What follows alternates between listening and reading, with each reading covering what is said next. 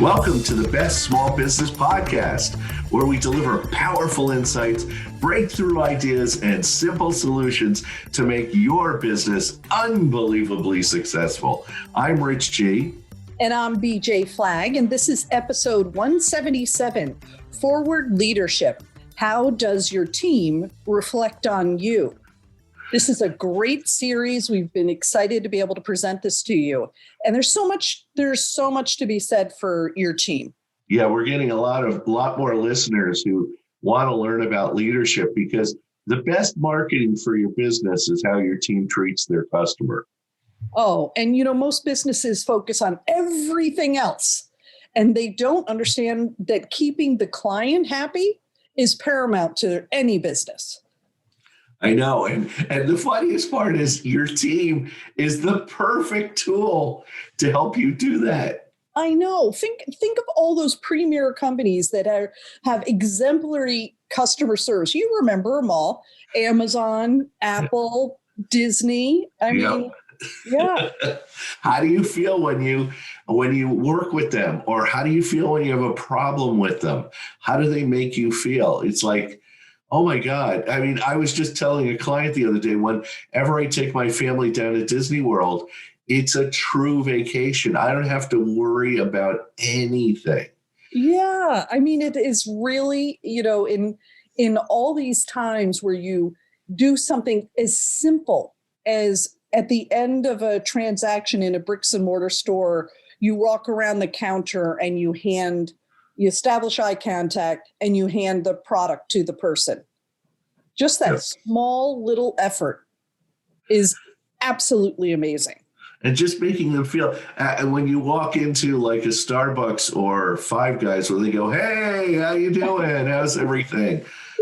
Right. It's like off kilter, but it makes you feel good. So it's really, how do they make you feel when you use their product? How do you make them feel when they use their service? Because that's something you can't.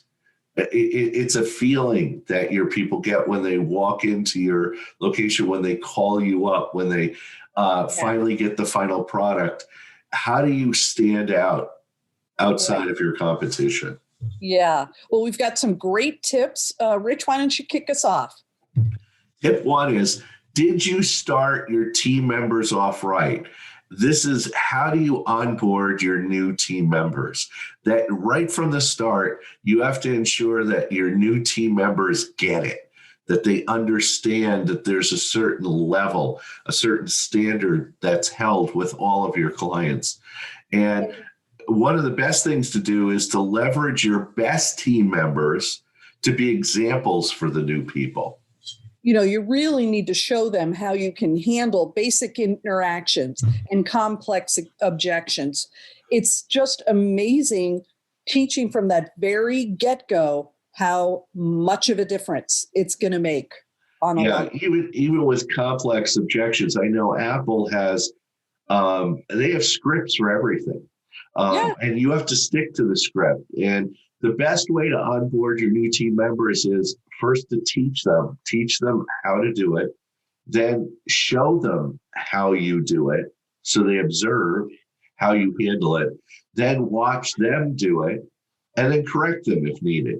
But the whole idea is that right from the start, if you start instilling these standards, these customer and client service standards into your new team members, there is no pushback. They immediately get it. Exactly.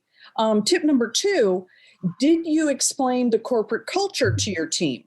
Think Disneyland.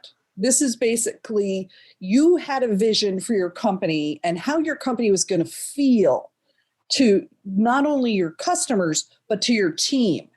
You really need to have that on paper. How many times, Rich, have you seen where you come in one day and you get this scary person, you come in another day and you have someone who totally gets it? It happens at our local grocery store. It's a big grocery chain. And my wife goes in and there's a woman that's at the cash register that she refuses to go to because she always gets bad service. and snotty, and it's like I even say, why do you even go to that grocery store? Stop going there. I know. It's not worth it to have to dodge people that you don't want to work with. Yeah. And you really feel a certain feeling. Like there's a place locally called Mitchell's. Yeah. And when you walk in that door, you have a feeling of how the atmosphere is. You're greeted. You're asked if there's any certain thing you're looking for today, but you're left alone if you needed to be, want to just walk around. But every interaction that you have with a team member is extremely consistent. And it is amazing to watch. Yeah, your team needs to embody your vision of how to treat each other and the customer, because there's also a certain relationship that each team member has to have in front of the customer. If they're working together, can't be arguments or disagreements or anything. It all needs to flow. The customer has to feel safe, secure, happy while they're purchasing or working with you. Yeah. And just to see their interaction with each other. Hey, thanks, Bob. Thanks for bringing that out. I really appreciate it. Every little thing like that gives you a comfort level when you're having, in a store, in any type of transaction. So it's so important to be able to say, hey, that corporate culture is something I really love. Yeah. Well, tip 3 is, did you set optimum standards for client contact with your team? This is actually documenting standards that you want your team to have when they're dealing with clients and customers. I want you to keep raising the bar by honing and tightening how you interact with clients. These standards aren't written in stone. They keep getting better and better based on experience and interactions. But for all intents and purposes, you need to keep setting optimum standards for working with customers. And at the end of the day, you don't want to lose the customer due to a team member's behavior. But then again, there are some customers or clients that need to be jettisoned. Yeah. See, and that's the thing. And there are 2 types. There are good clients and there are the bad clients. With bad clients, as long as your team members are trying their hardest to work with the person, but if the person is irrational or obnoxious or even violent, as long as your team does the right thing, you need to always stand beside them with cranky clients. Right. And tip number 4 kind of brings you into that. It's, did you set a clear path to how objections are going to be handled? There's the famous quote, the customer is always right. And, everybody gets scared off by that statement, but they really shouldn't be. If the team member's been taught that they do have leeway, they have, dare I say, they have control over what's happening in that situation. Yes. And if you've laid it out enough, they are going to be able to handle it. It's important, and you need to set clear expectation and have the customer understand the process. And more importantly, give the team member leeway options. They have to maintain a happy customer relationship, because sometimes you get crazy customers. Right. You have to let them deal with a crazy customer. There's no gray area as far, you don't want to give them a gray area, but you also want them to be able to handle a crazy situation. Yeah. But then, there is the time where they may be asking for you come in, understand the situation. And when they're crazy customers, you're going to back up your person and just say, we really can't take that back. You've had that product for 6 months, or we really can't fix that.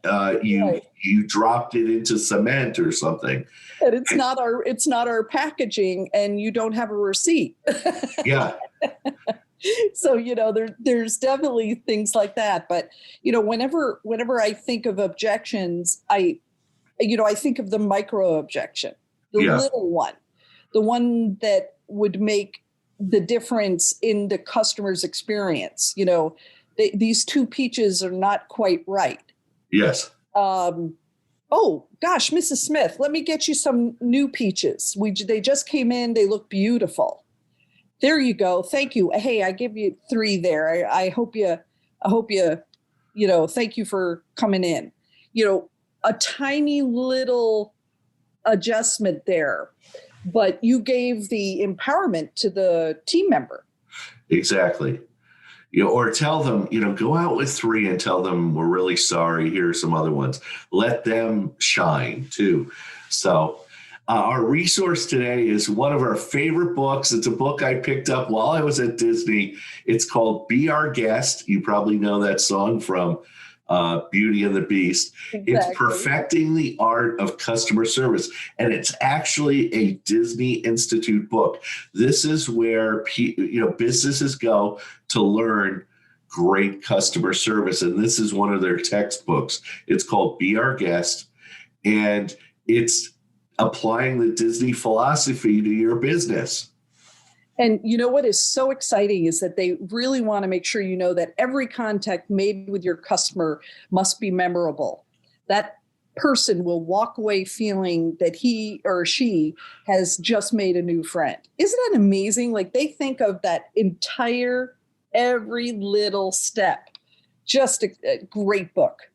Yeah, it's interesting. When we stayed at Disney, my kids were really small, and my son bought the Stitch doll, and he left it on the bed. Well, the person that makes the room up, when we came back from a full day at Disney, we opened the door, and the TV's on to Lilo and Stitch, and there's Stitch sitting with like the towels made into different animals on the bed.